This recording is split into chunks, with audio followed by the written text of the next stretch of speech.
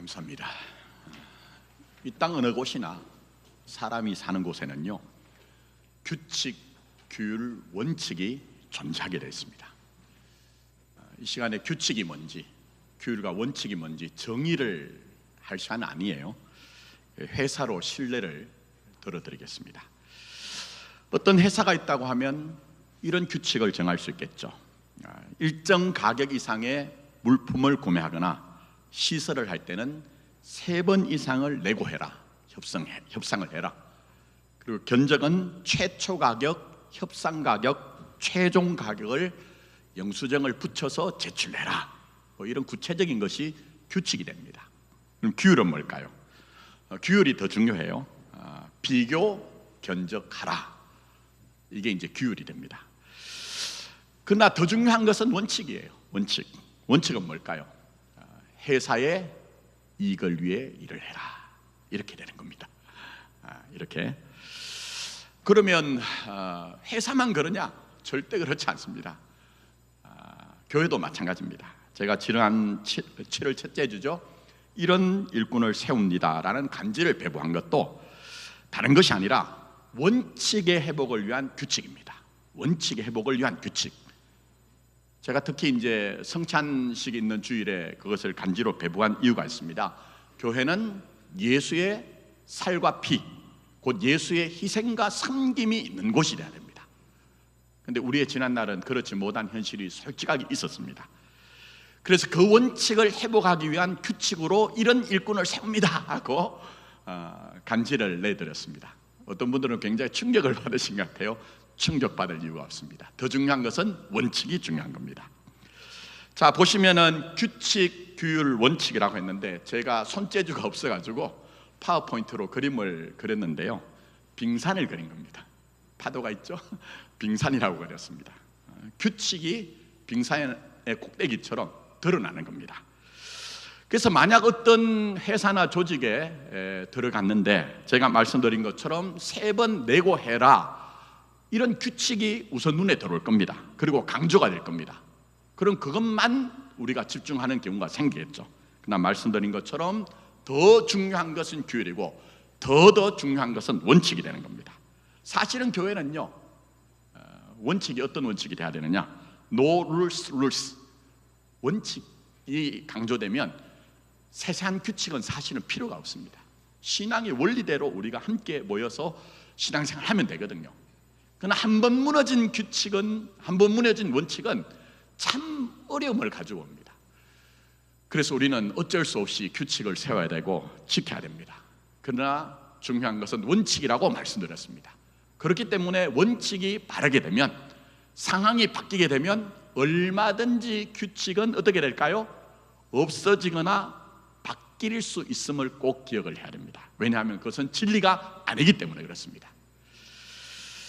자, 그런데 말씀드린 것처럼 원칙이 중요하다고 했는데 자칫하면 자꾸만 규칙에 우리가 집착을 하게 됩니다. 그러게 되면 원칙을 놓치게 되고, 규칙 때문에 오히려 조직은, 어떤 모임은, 우리가 함께하는 그것은 경성화 굳어지게 됩니다. 그 대표적인 모습이 바로 복음서에 나오는 바리새인들 아닙니까? 예수님께서 바리새인들을 혹독하게 비판하셨거든요. 그 이유가 뭡니까? 원칙이라고 할 수 있는 율법이 가진 정의와 또 자비와 신의를 버려버리고 규칙이라고 할 수 있는 장로의 유전, 그 장로의 유전이라고 하니까 참 우리 성경이 왜 그렇게 번역한지 모르겠지만 전통입니다. 규칙이라고 할 수 있는 옛날부터 내려온 그 전통을 붙들고 있으니까 그것을 주님께서는 아주 강하게 비판하신 겁니다. 이 신앙이 뭡니까? 원칙을 붙드는 겁니다. 자, 오늘 본문은 성전세에 대한 내용입니다. 성전세는 이스라엘이 출애굽 이후로부터 정해진 율법의 규정으로 이스라엘의 20세 이상의 남자는 누구나 1년에 한 번씩 반세겔의 성전세를 내도록 돼 있었습니다. 그러면 이 반세겔이 어느 정도냐 하면요, 예수님 당시에 이 반세겔의 화폐 가치는 2데나리온입니다. 2데나리온. 여러분 들어보셨죠? 1데나리온이 뭐죠? 한 사람의 일꾼이 품삯 하루 받는 그 양이라 그렇게 얘기합니다. 근데 이것을 딱 정하기가 어렵습니다. 왜 그렇습니까? 상황에 따라 다릅니다. 오늘도 보면요, 같은 노동을 해도 거기에 이제 일을 준 사람이 누구냐 하는 것에 따라 달라질 수가 있고요. 또 노동에 따라서도 어떤 노동들은, 제가 어떤 분에게 얘기를 들었는데 전문적인 기술을 갖고 건축관계 일을 하시더라고요. 깜짝 놀랐습니다. 어마어마하게 품삯을 하루 일당을 받으시더라고요. 또 예루살렘이라는 큰 대도시와 저 시골은 다를 수가 있습니다. 그래서 정확하게 규정하는 것은 어렵습니다. 그러나 이해를 위해서 말씀드릴게요. 여러분, 오늘날 최저시급이 얼마 정도 되죠? 1시간 일하면 10,000원이 조금 넘습니다. 그럼 오늘날 그냥 하루에 8시간을 일했다고 여러분이 한번 계산해 보십시오. 물론 당시에 8시간을 일했다는 건 아니에요. 그러면 여러분, 2데나리온을 우리가 반세기라고 하면 얼마 정도 됩니까? 16만 원 정도 됩니다. 16만 원. 이게 성전세거든요. 근데 성전세는 종교세입니다. 그 당시에 세리라고 하는 로마 제국에 바쳐야 되는 세금을 징수하던 세리가 징수하는 것이 아니고요. 오늘 본문 말씀에 보면 그게 나옵니다. 뭐라고 얘기를 하느냐 하면요, 거기에 반세계를 받는 자, 이런 표현이 나옵니다. 성전세를 받는 다른 사람이 있었어요. 근데 이 반세계를 받는다는 얘기가요, 좋은 얘기가 아닙니다. 원래는 6월절에 1년에 한 차례 성전에 올라갈 때에 성전세를 내면 됩니다. 이 성전세의 목적은 성전을 보수하고 성전을 지키는 것, 뭐 이런 데 사용이 됩니다. 근데 6월절 한 번 올라갈 때 그때 내면 되거든요. 그러나 이 성전세라는 것을요, 받는 입장에서는요, 철저하게 지독하게 그렇게 이제 징수를 했습니다. 그래서 예루살렘 성전에 올라갈 때가 아니고 방문해서, 가가호 방문해가지고 성전세를 거두었습니다. 얼마나 지독하게 했던지 이 반세계를 받는 자라는 말이 결코 좋은 의미가 아니고 아주 폄훼하는 그런 의미로 반세계를 받는 자, 이렇게 얘기를 했습니다. 바로 그 사람들이 예수님을 찾아온 거예요. 그리고 베드로와 대화를 하는데, 너의 선생은 반세계를 내지 아니하느냐 얘기하는데, 이게 뭡니까? 시비를 걸면서 내라는 얘기입니다. 시비를 걸면서 내라는 얘기예요. 자, 그러자 베드로가 발끈하죠. 그래서 단답으로 내신다 얘기를 합니다. 그리고 이제 집으로 들어갑니다. 그런데 예수님이 이 상황을 다 알고 계세요. 그래서 베드로가 자초지종을 말하기 전에 관세와 국세를 증세하는 세상 왕들이 자기 아들에게 그 세금을 징수하느냐 질문합니다. 당연히 하지 않는다는 거예요. 그러면 예수님은 하나님의 아들입니다. 그러면 엄밀하게 보면 하나님의 집이라는 신앙 고백에 있는 성전의 주인은 예수님이 되는 거예요. 그러면 안 내도 되는 거예요. 그러나 굳이 예수님은 베드로를 갈릴리 바다에 보내가지고 낚시를 하고 먼저 거기에 잡은 고기에서 입을 열으면 그 속에 한 세겔이 나올 것인데, 그 한 세겔을 가지고 너와 나의 성전세를 내라, 그렇게 얘기하십니다. 왜 그럴까요? 왜 그럴까요? 그 이유가 오늘 본문에 나옵니다. 성경 꼼꼼하게 보셔야 돼요. 자, 27절에 보면 뭐라고 얘기합니까? 그들이 실족지 않게 하기 위해서라고 얘기합니다. 그들이 실족지 않기 위해서라고 그렇게 얘기합니다. 여기서 여러분들은 의문과 질문을 가져야 됩니다. 신앙은 여러분이 예배당에 들어오는 순간 그냥 목사에게 맡겨놓고 있는 것이 아니라, 여러분에게 하나님이 은혜로 주신, 창조의 섭리로 주신 그 이성, 지성, 판단력을 가지고 의문을 가지고 질문을 가지면요, 우리에게 정말 나에게 알맞은, 꼭맞은 하나님의 뜻을 알게 하시거든요. 그럼 우리가 가질 수 있는 질문이 뭘까요? 물론 이 안에 다양한 의미가 있습니다. 한 가지, 왜 다르냐 하는 거예요. 왜 예수님이 그전과는 다르냐 하는 거예요. 무슨 얘기입니까? 예수님은 보통 논쟁적인 분이 아니었습니다. 누군가 실족하고 누군가 시험 드는 것, 특히 힘센 사람들에 대해서 별로 개념치 않던 분이었습니다.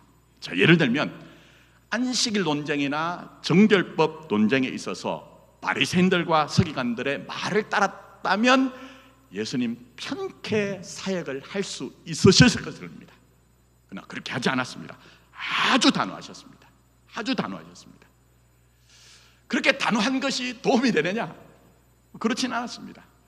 또 어울리는 사람들도 당시 사람들이 볼 때는요, 왜 저런 사람들과 굳이 어울리냐 하는 그런 사람들, 죄인과 세리들과 함께 먹고 마셨죠. 그래서 당시 사람들이 뭐라고 얘기합니까? 예수님에 대해서 먹기를 탐하고 포도주를 즐기며 세리와 죄인의 친구로다. 이것 전에 한번 설명드렸습니다. 옛 우리말로 하면 먹보 술보. 예수님 오해를 겪었습니다. 저 사람은 먹보 술보다, 불량한 인간들의 친구다, 우두머리다, 이런 억측을 듣기도 했습니다. 심지어는 마귀가 들렸다는 얘기도 들으셔야 했습니다. 그러나 은 하나 추워도 양보가 없으셨습니다. 그런데 오늘 본문에는 왜 이렇게 하시느냐는 거예요. 경우가 다릅니다. 경우가 다릅니다. 오늘 사건은 탈세 사건이에요. 우리로 오늘날 얘기하면, 만약 예수님이 과거처럼 그 앞에 나오는 사건들처럼 이 바리새인들과 힘센 사람들에 대해서 막 거칠게 저항을 하고 그들에 대해서 초의 양보도 없이 내가 지금 성전의 주인인데 왜 성전세를 내가 내느냐 하면서 성전세를 내지 않으면 사람들이 어떻게 오해할까요? 당연히 오해를 이렇게 하겠죠. 저 사람은 그렇게 하나님 얘기하더니, 그렇게 하나님 얘기하더니 그 하나님의 집인 성전보다는 돈을 좋아하는 사람이다, 이렇게 오해를 할 수가 있는 겁니다. 그래서 오늘 성전세를 내도록 하신 겁니다. 자, 이런 예수님의 행동을 보면, 제가 시작할 때 규칙 말씀드렸죠? 규칙으로 보면 이때는 이렇고 저때는 저렇다고 그렇게 오해를 불러일으킬 수 있습니다. 그러나 절대 그렇지 않습니다. 원칙 아래 행동하시고 선택을 하신 겁니다. 분명 예수님께서는 공생애를 시작하실 때 하나님의 나라가 가까이 왔다고 말씀하셨거든요. 그 하나님의 나라가 가까이 왔다고 선포하신 대로 오늘 이곳에 임한 하나님의 나라라는 원칙을 갖고 행동하시고 선택을 하신 겁니다. 그게 바로 예수님의 선택의 기준이라는 겁니다. 자, 무엇보다 아셔야 되는 것은, 읽지는 않았는데 22절, 23절로 눈을 한번 옮겨 보십시오. 예수님께서 제자들에게 하나님 나라를 완성하기 위한 십자가 사건과 부활을 예고하시죠. 그리고 나누에 오늘 본문의 성전세에 대한 얘기가 나옵니다. 마태가 이런 맥락으로 기록한 이유는 이 사건은 다름이 아니라 십자가로 임하는 하나님의 나라와 아주 밀접한 관계가 있다는 거예요. 예수님은 자신의 십자가 죽음과 부활을 통해 하나님의 나라를 완성하셨습니다. 그러니 오늘 우리에게도 비록 우리가 이 땅을 살 때에 완벽하거나 완전하진 않지만 하나님의 나라로 사는 데 있어서는 그 하나님의 나라를 경험하고 하나님의 나라를 누린 데 있어서 십자가로 사는 것에 있어서 정말 그것을 놓치지 말아야 될 것을 오늘 이 성전세라는 이 본문의 내용을 통해 말씀하고 계신 겁니다. 자, 그러니 예수님의 원칙이 뭡니까? 하나님의 나라죠. 하나님의 나라. 그리고 그 하나님의 나라를 실제적으로 이루는 것에 있어서 십자가라는 기준을 우리에게 분명히 제시를 하신 것입니다. 그럼 오늘 우리가 읽은 이 본문의 말씀을 통해 여러분에게 묻습니다. 여러분, 어떤 삶의 원칙을 갖고 계십니까? 어떤 삶의 원칙을 갖고 계십니까? 물론 우리가 사는 것은요, 교회에만 속해서 사는 건 아니에요. 우리가 속해 사는 현실 속에서 그곳에서 요구하는 원칙이 있겠죠. 그러나 제가 말씀드리고 싶은 것은, 우리가 평생 동안 예수쟁이로 살았는데 우리에게 신앙적 차원, 다르게 얘기하면 정말 남들은 알아차리지 못한다 할지라도 궁극적 차원에서, 근본적 차원에서 우리의 원칙은 뭐냐 하는 겁니다. 그래서 오늘 설교 결론으로, 메인 아이디어로 이렇게 말씀드립니다. 뭐라고 해도 우리는 하나님의 나라의 원칙과 십자가 붙들고 살아야 되는 겁니다. 누가 뭐라고 해도 우리는 하나님의 나라의 원칙과 십자가를 붙들고 예수님처럼 살아가야 되는 겁니다. 그게 바로 우리의 신앙의 내용이 되는 겁니다. 그런 점에서 예수님이 선포하신 복음을 잘 이해를 하셔야 됩니다. 예수님이 선포하신 복음이 뭡니까? 죽으면 천당 간다는 정도가 절대 아닙니다. 절대 아닙니다. 제가 말씀드린 것처럼 내 주 예수 모신 곳이 거드리는 하나님의 나라라는 찬양처럼 오늘도 내가 선 곳에서 십자가로 역사하시는 예수님을 믿는 믿음으로 살면 늘 항시 성공하고 행복하는 것은 아니지만 의와 평강과 희락으로 임하는 하나님의 나라로 살다 결국 생의 마지막에 언젠가는 완성된 하나님 나라에 속한다는 것이 예수님이 우리에게 전하신 복음의 내용입니다. 그래서 오늘 본문도 이 내용을 현실적으로 보여주시기 위해서 하나님의 나라의 원칙, 그 하나님의 나라를 이루는 십자가가 성도들에게 우리에게 기준이 되어야 된다는 것을 보여주시기 위해서 지금까지 정말 하나님의 나라의 법과 식에 대해서 그렇게 대항하고 거절하고 부합하지 않는 세력들에 대해서는 정말 예수님께서는 죽어도 양보하지 않는 단단함과 굳은 모습을 견지하셨습니다. 그러나 오늘 사건에서는 혹 오해할까 유연하게 대처하신 겁니다. 유연하게 대처하신 것입니다. 우리도 이 하나님의 나라의 원칙이 정말 필요한 것은요, 우리 사는 세상이요 만만치 않습니다.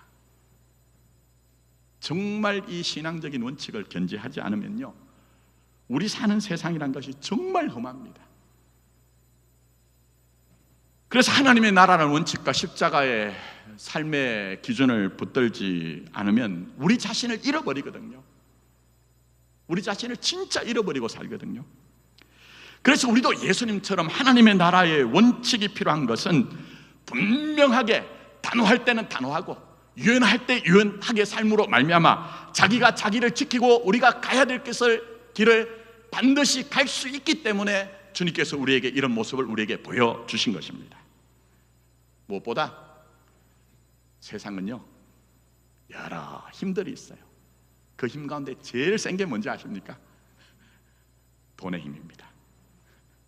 목사들이 돈 얘기는 별로 안 해요. 그러나 성경을 잘 보시면 돈과 관련된, 재물과 관련된 것이 한 40% 정도 된다고 성사자 가운데는 얘기하는 분도 있습니다.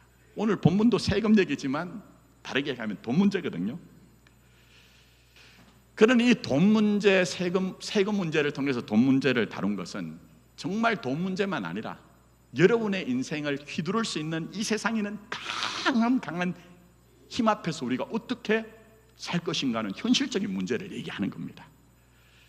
여러분, 특히 예수님 당시보다 오늘날 돈의 힘이 더 세요. 왜 그렇죠? 우린 자본주의 사회를 삽니다. 자본주의라는 것은 돈이 재화가 기본이고 돈이 재화가 세상을 움직이기 때문에 마치 공기를 호흡하는 것처럼 돈은 필요하고 힘이 셉니다. 엄청 힘이 셉니다. 그거 알 수 있는 것이 뉴스에서 가끔 보면 재벌가에서 형제들이 재산 싸움 나잖아요. 얼마나 돈의 힘이 센지. 심지어 요즘 어떤 뉴스를 보니까요, 부모와 자식 간에도 돈 문제 때문에 싸우더라고요. 물론 그들만 그렇습니까? 우리 주변에 얼마든지 비일비재하게 우리가 보고 경험하는 일 아닙니까? 그 정도로 돈의 힘은 셉니다. 그래서 예수님께서 우리에게 말씀하신 게 뭡니까? 하나님과 재물을 겸하여 섬길 수 있다 없다? 없다고 얘기한 거예요. 왜요? 재물은 하나님을 상대할 정도로 힘이 세다는 거예요. 힘이 세다는 거예요.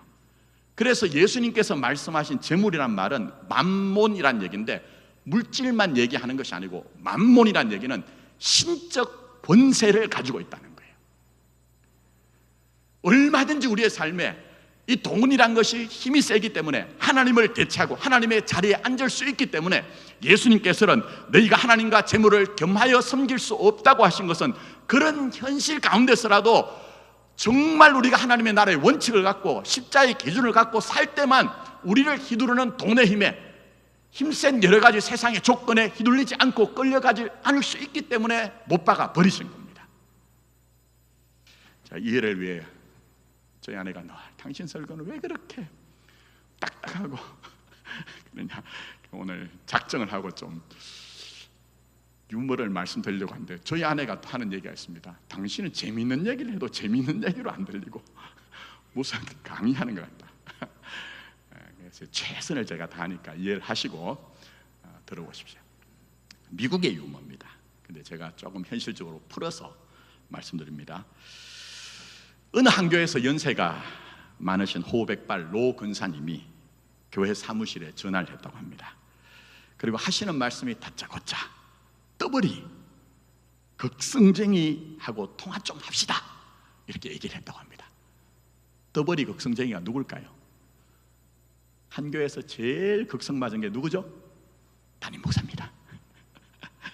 여러분 어떻게 생각하든 저는 말 안 하고 살아서 그렇지 마음으로는 정말 극성 맞습니다. 그래 이걸 이제 뭐 부목사가 눈치를 채니까 그렇다고 즉각 응대할 수 없잖아요. 그래서 이제 전화를 받는 부목사님도 이제 말을 돌린 거예요. 권사님 죄송합니다만 그 떠버리 극성쟁이가 누굽니까? 물었더니 노 권사님이 이제 그런 얘기를 듣고 또다시 얘기를 하는 거예요. 아니 몰라? 우리 교회에서 떠버리 극성쟁이가 누군지 몰라? 그렇게 얘기를 하시니 이 부목사님이 살짝 화가 오르는 거예요. 그래도 누르고 이제 얘기를 합니다. 권사님, 만약 지난주에 예배 때 설교하신 분이라고 하면 담임 목사님이라고 하든지 아니면 성경적으로는 형제라고 하든지 그렇게 하시면 좋지 않을까요? 그렇게 이제 응대를 했다고 합니다. 그러자 노 권사님이 갑자기 목소리를 높이면서 목사님, 내가 지금 전화한 이유가 있어. 그것은 내가 우리 교회에다가 건축 헌금으로 10만 달러, 우리 돈으로 얼마 정도 되죠? 뭐 환율에 따라 다르지만 1억 3천 정도 됩니다. 내가 건축 헌금으로 1억 3천만 원 정도 되는 10만 달러를 하려고 전화를 한 거야.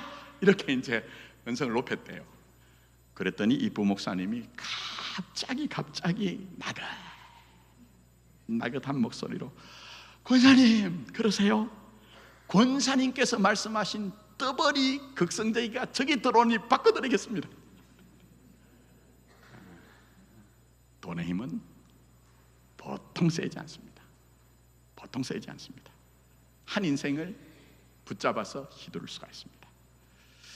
만약 예수님이 성전세를 내지 않으셨다면 저 예수라는 인간 그렇게 하나님의 나라라고 하더니 돈을 탐하는구나, 우리에게 좋은 얘기 많이 하더니 돈 때문에 전부 다 저렇게 장난친 거야, 이렇게 할 수 있으니 지금 성전세를 내라는 거예요. 무슨 얘기입니까? 여러분의 삶을 정말 내가 정말 하나님 앞에서 제대로 살고 싶은데 그렇게 살지 못하게 하는 어떤 강한 것, 돈 문제만 아니에요. 적절한 거리를 두고 살게 하는 것은 하나님의 나라의 원칙을 갖고 살 때 내가 어떤 삶의 현실을 살든 십자가를 단단히 붙잡고 살 때에 자기가 자기를 지킬 수 있다는 것을 오늘 본문의 사건을 통해 말씀하시는 겁니다. 그래서 이해하고 들으십시오. 저도 돈 엄청 좋아합니다.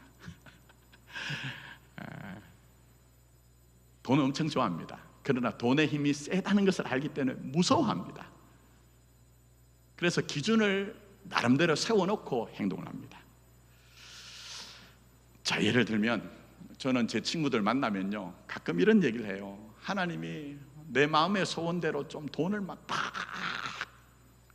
부어주시면 좋은데 소원은 주셨는데 마음은 주셨는데 그렇게는 하지 않는다, 이런 농사마 얘기를 하기도 합니다. 왜 그렇죠?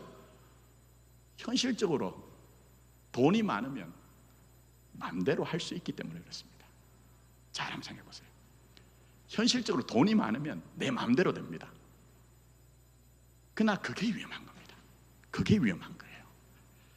그래서 말씀드린 대로 그 힘센 돈 앞에 제가 굴복하지 않기 위해서 여러분이 알든 모르든 저는 나름대로 기준을 갖고 목회를 하려고 합니다. 자, 예를 들면 담임 목사다 보니 감사하게도 교회에서는 관용차를 줍니다. 11년 전에 제가 부임할 때 제가 얘기를 했습니다.